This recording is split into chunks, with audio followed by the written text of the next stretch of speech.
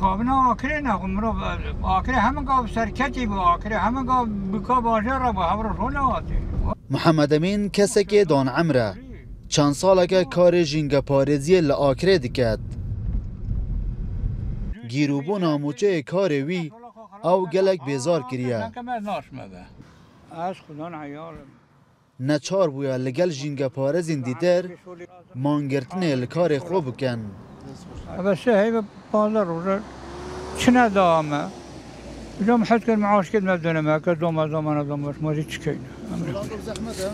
ولا زمان هل ببروا روات بزحمته هل بروا جنيه هل روات ما تبخون زانه كده ولا بالشارع يخرج باكس وحتى أبيش هالآخر هذا رخيت يعني 70 متر 60 متر هر باكس كرشدة ما شو زحمني. تازه گوده آکریا جوان بری نکه. آره ولی آکریا جوانه نو آکری بکا باجر بس جو بری ولی حکم شول نکینو نه هر از غیری من حکم شول نکینو رو دیبر بیته به هذا هو ریته ها ما نبینی ابو مزبله. افروجی جاره کدیتر نزدیک 800 جینگه پارێزان لە ئاکرێ مانگرتن لە کارخۆ ڕاگەهاند. ما اف گلیا جینگه پارێزان گەهاندە باژەروانیا ئاکرێ. سەرۆکێ باژەروانیە ئەگەرێ سەرەکی دزەڤڕینیت بۆ نوێنەکردنەوە گرێبەستا کۆمپانیە و نەدانا پارێ 6 هەیوان ji لای حکوومەتê ve.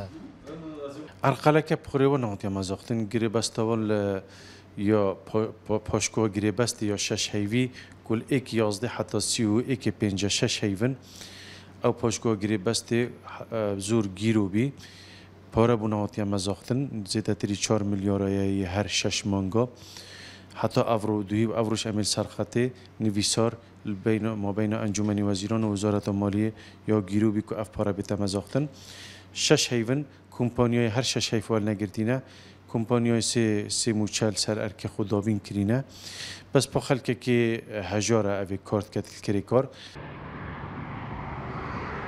ددم هیوه که دال لآکره جینگه پارێزان جاره که خرببون انجام دایه و دو جارانجی مانگرتن لکار خو او دو بیجن پتری سه حیوانوان موچه خو ور نگرتیه و روزانه او کاره که گران انجام دادن به وی رنگی او نشین بردوام بن لسر کار خو.